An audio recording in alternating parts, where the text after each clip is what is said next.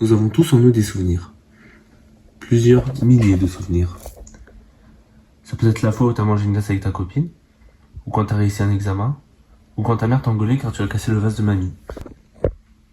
Parmi ces souvenirs innocents, il y en a toujours un qui part jamais. Un souvenir qu'on va à tout prix oublier, mais qu'on n'arrive pas. Le pire, c'est que penser à ce souvenir nous fait mal, car ce souvenir est quelque chose d'horrible qu'on veut à tout prix oublier. Cette chose est un traumatisme. Je pense qu'on a tous un ou plusieurs traumatismes, malheureusement. Certains en ont plus que d'autres, certains ont plus de mal à les oublier que d'autres, et certains ne les oublient jamais. C'est mon cas. J'ai beaucoup de mal à oublier mes très nombreux traumas, et aujourd'hui j'aimerais en parler, avec un top 15 de mes pires traumas. Alors, quand je parle de trauma, dans cette vidéo je ne vais pas parler de choses horribles ou privées, non.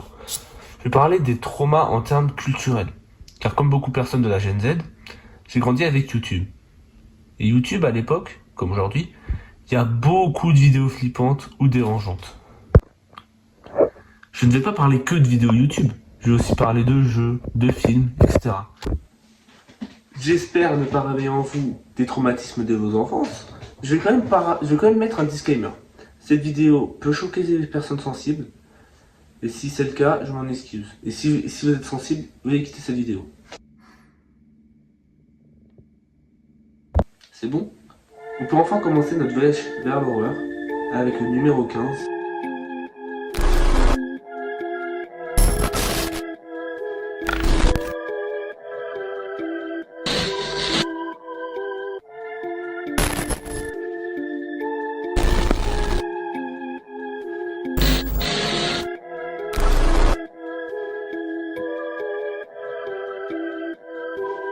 C'est le trauma de toute une génération. Comment ne pas parler de Jeff the Killer? Je pense qu'on a tous vu cette photo, mais nous sommes moins à connaître son histoire. Jeff était un jeune homme de 13 ans, qui a déménagé dans un nouveau quartier avec son frère Liu et leurs parents. Le premier jour d'école, ils ont été accostés par 3 brutes du nom de Randy, Keith et Troy, que Jeff a brutalement tabassés après qu'il les ait menacés avec des couteaux. Liu a pris le blâme pour cela et a été arrêté, plongeant Jeff dans une profonde dépression. Les brutes attaquent de nouveau Jeff lors d'une fête, et Jeff tue l'un d'entre eux, et pas avant d'avoir été couvert de javel et d'alcool. Il a été incendié par Keith, et au cours de cette bagarre, l'esprit de Jeff s'est définitivement brisé. Lorsque Jeff s'est réveillé, il était à l'hôpital, et sa tête était enveloppée de bandages. Lorsque les bandages ont été retirés, il s'est avéré que son visage était défiguré et terriblement pâle à cause des brûlures, avec des lèvres rouges vifs et une texture de cuir. Jeff a dit qu'il aimait son visage de cette façon, et a ri hystériquement. Mais le médecin a stupidement pensé que cette folie n'était qu'un effet secondaire des analyses gestiques, et a laissé Jeff rentrer chez lui. Plus tard dans la nuit, la mère de Jeff le trouve en train de sculpter son visage en un sourire permanent, enfin qu'il n'ait plus à exercer son énergie pour sourire, comme il l'a dit, et de brûler ses paupières afin qu'il puisse toujours voir son visage. La mère de Jeff est allée voir son mari pour lui dire que leur fils était devenu complètement fou et qu'il fallait le tuer. Et Jeff les a surpris et les a poignardés à mort. Cela a réveillé Liu, qui a récemment été libéré d'ailleurs. Et Jeff, alors qu'il s'apprêtait à plonger le couteau dans son corps, lui a dit « Endors-toi ». Jeff se lance alors dans une tuerie en série, tuant ceux qui refusent de dormir la nuit. Et alors que l'histoire continue, Jeff se rebaptise Jeff the Killer. J'aime pas mal cette creepypasta. Elle a mal vieilli, mais est très cliché. Mais je sais pas, j'aime bien. Ça me remplit de nostalgie quand je l'ai. Comme beaucoup de monde, j'ai connu Jeff avec cette image, qui fait vraiment très vieux. Puis je me suis intéressé à son histoire. Je t'en regardé cette vidéo par Matt Stalker. Oui, la double de Nifty. Cette vidéo qui a 9 ans. Wow. Et cette vidéo m'a un peu trauma. Certains moments dans l'histoire m'ont impacté, notamment quand Jeff se brûle les paupières, se coupe la joue pour faire un sourire et plante toute sa famille. Tant des dessins qui m'ont impacté et qui m'ont un peu trauma, notamment celle-ci et celle-là. Mais ça reste vraiment un trauma léger. Évidemment, si je mets aucun, c'est qui m'a pas vraiment impacté. J'avais quand même peur la nuit de le voir. J'ai quand même fait pas mal de cauchemars sur cet enfant prénommé Jeff qui aurait pu me dire « Endors-toi ». Restons sur des trucs connus avec la célèbre légende de la Dame Blanche. Alors contrairement à tout le top, ce n'est pas moi qui ai connu la Dame Blanche, avec des vidéos ou quoi, non. C'est mon père qui m'a appris la Dame Blanche. Pour rire, il m'a raconté l'histoire. Je vais donc vous la raconter comme lui me la raconte. Un soir de pleine nuit, si tu roules vers minuit et 5h du matin, tu peux voir une femme, habillée d'une longue robe blanche.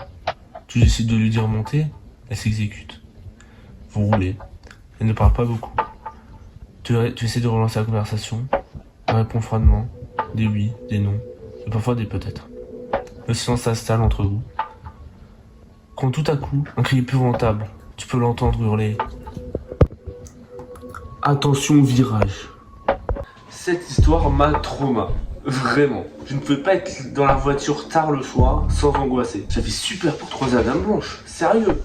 Mais bon, ça c'est un trauma majeur quand j'étais petit. J'avais vers les 6 ans.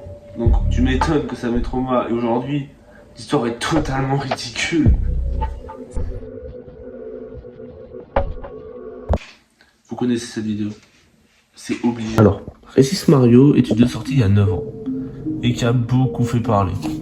L'histoire de Resist Mario est tout simple. Pendant une course de Mario Kart, Mario décide de tuer tous les personnages qui viennent pas des jeux Nintendo. Et même ceux qui viennent des jeux Nintendo en fait. Alors, cette vidéo est un sketch assez gore qui m'a beaucoup impacté quand j'étais petit. J'étais avec ma cousine. On regardait YouTube sur la tablette de mon grand-père. Et après avoir dormi 50 fois en l'espace de 5 minutes de regarder du Mario, elle a cédé à mes devoirs. Et elle a mis cette fameuse vidéo. Au début, tout allait bien. Tout part en couille à partir de la 25e seconde. Knuckles explose, voit sa tête rouler sur le sol.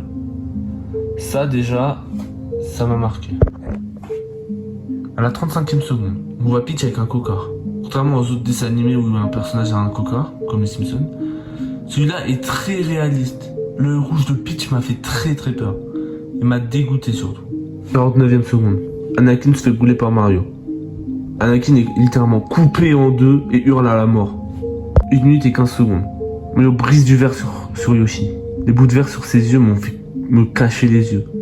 Cette image m'avait très terrorisé. Et là, le passage. Le passage avec Donkey Kong. Vous devez le connaître, mais je vais pas le décrire.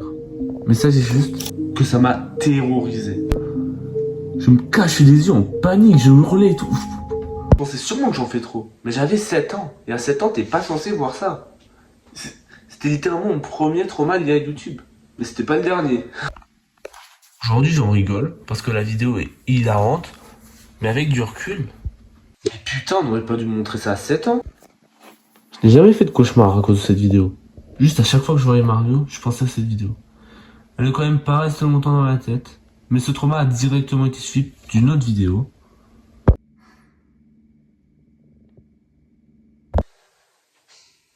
Alors, Emmy's Bad, c'est tout le contraire de Resist Mario. Vraiment, tout le contraire. Là où Resist Mario est une animation faite en dessin, Emmy's Bad est fait avec des sprites de GBA, de jeux Nintendo, c'est bizarre. Mais le vrai problème avec Emmy's Bad est son humour, qui est vraiment pas drôle. Je regardais YouTube après d'être rentré des cours. Je regardais des vidéos un peu aléatoirement. Et là, je vois cette miniature.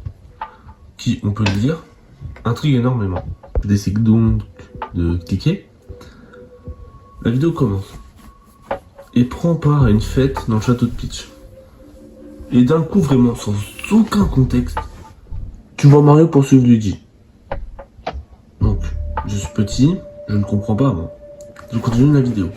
Il y a un moment qui est genre, mais lunaire, mais genre de fou, où Daisy sort un gun, elle donne à Peach. Jusque-là, j'ai pas compris. Et là, Luigi s'approche de Mario, qui semble bourré. Mario a 4 pixels, qui dépasse au niveau de son... Voilà quoi. Et là, Mario commence à courir après Luigi. Luigi tombe, et Mario va... Il y a un montage trop bizarre avec un Koopa qui rentre dans un tuyau et qui ressort. Et le plan d'après, tu vois Mario baiser Luigi. C'est une vidéo avec un humour assez edgy et vraiment nul qui blague sur le viol. Je vous laisse donc imaginer ma réaction quand j'ai vu ça. et les réactions de milliers de gamins qui ont vu ça aussi. Et vu qu'à 7 ans, tu connais rien du sexe, et encore moins du viol, cette vidéo a dû marquer beaucoup de gosses. Et à cause de celui qu'il traite, ça peut trigger des gens comme moi qui n'acceptent pas ce genre de blague. En tout cas, cette vidéo a marqué beaucoup de gens qui, à cause de ça, ont appris ce qu'était le... Voilà.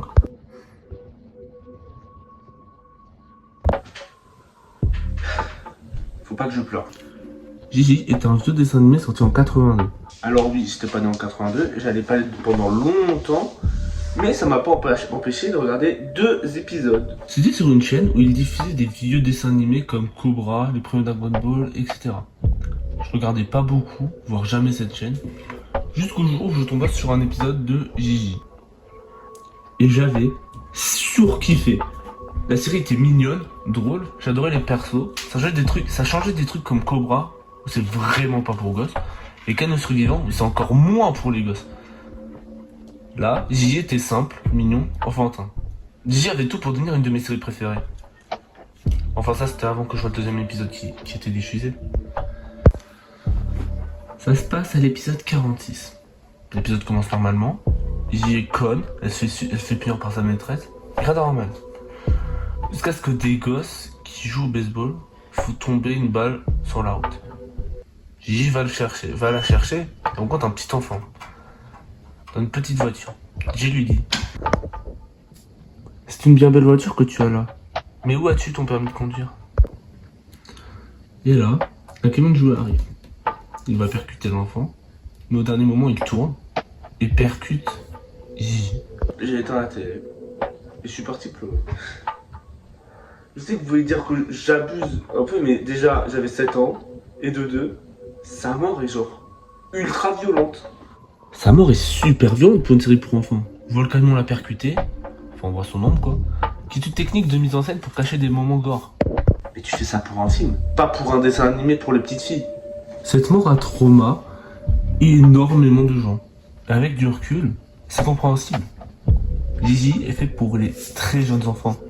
Donc pour ça, il faut pas tuer le personnage principal de manière aussi violente parce que les magasins de jouets ne voulaient plus te financer la série. D'avant était lié avec des vidéos YouTube. Celui-là, contrairement à la mise de base par exemple, c'était pas prévisible. J'ai fait quelques cauchemars par rapport à ça. Et ça m'a surtout donné la peur de traverser la route.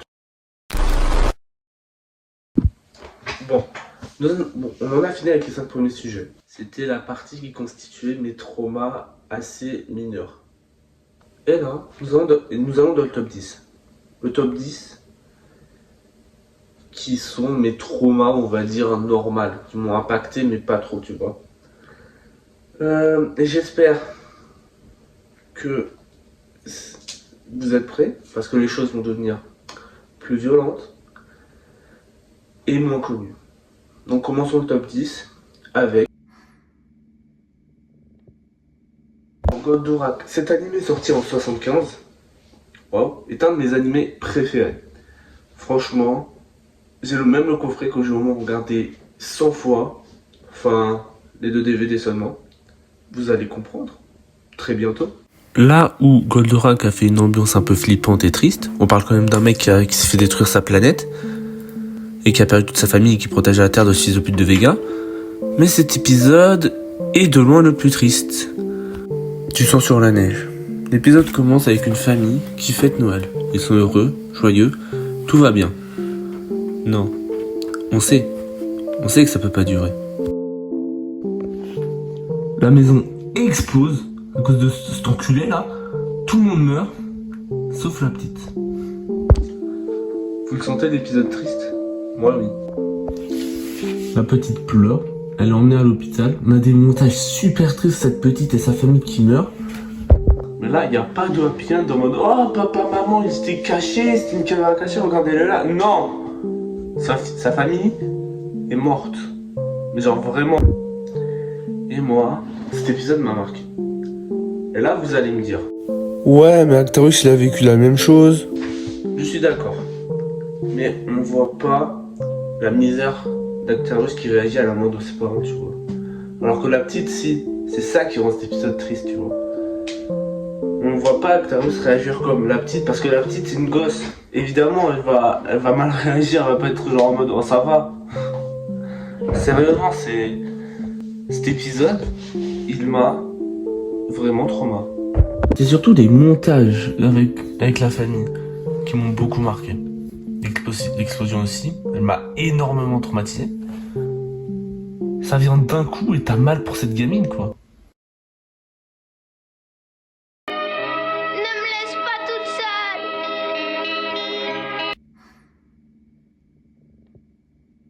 Mais ce qui est sûr, c'est que j'étais beaucoup trop jeune pour regarder Goldorak. Un sujet beaucoup plus connu que celui d'avant, Herobrine. Oui, je suis allé me changer parce que j'ai mis une casquette parce que les cheveux là c'est plus possible. Herobrine est né d'une creepypasta où il est raconté qu'un mec a vu un mec en skin de Steve avec les yeux blancs. Il construit des structures aléatoires, la plupart du temps des pyramides. Et quand la personne va en parler sur un forum, ses posts sont supprimés jusqu'à ce que dans ses DM, un certain Herobrine lui dirait stop. Il envoie un message à Notch qui lui répondrait qu'Herobrine était le comte de son frère mort. Passons sur un creepypasta qui est assez cliché et vraiment pauvre, quoique à l'époque elle était très révolutionnaire. Mais moi ce qui m'a marqué c'est pas cette histoire qui est assez mythique. C'est ces vidéos très nostalgiques et très fake. Et ces vidéos ont nourri ma peur de croiser Herobrine. Et c'est arrivé dans mon monde Minecraft. J'étais sur mon monde Minecraft en mode créatif, en train de voler avec des nitras. Je me pose sur un arbre et je vois une forêt brûlée. Au début, je m'y intéresse pas trop. À vrai dire, elle brûlait déjà de base. Elle brûle de plus en plus. Ce qui est bizarre parce que j'avais désactivé la propagation du feu. Je prends un seau d'eau et je sentis quelque chose derrière moi. Je me retourna et là, une tête de Steve fantomatique avec des yeux blancs. Avant de comprendre ce qui se passait, il me one-shot. Je me réveille dans une maison en bedrock. Je réussis à sortir qu'il y avait 2 blocs en obsidienne. Donc après un temps interminable, je sors. Et je vois mon Minecraft en feu. Il reste rien. Hormis un portail du Nether. Je entre dedans. Je suis téléporté dans l'End. Mais l'End sans île. Il y avait une forteresse du Nether en face. J'approche là. En face de moi, un panneau avec écrit « Tuer le prochain ». Je me retourne. Et là, je vise un creeper. Sans yeux. Explosé d'une puissance si forte que mon console a craché. Et vous vous attendez. Tout ceci est faux. C'est pas vrai. C'est un cauchemar que j'ai fait quand j'étais petit qui m'a beaucoup impacté. Je sais pas comment j'ai pu faire un cauchemar sur ce sujet, mais c'est arrivé. Et ce cauchemar m'a fait arrêter de jouer à Minecraft. J'ai pris 3 mois avant d'y rejouer. Je sais à quel point c'est stupide. J'étais âgé de 9 ans. Et je sais pas comment c'est arrivé, mais c'est arrivé. Et ce rêve, il paraissait tellement réaliste que je croyais pendant 1 an maximum que c'était vraiment arrivé, que ce n'était pas un rêve.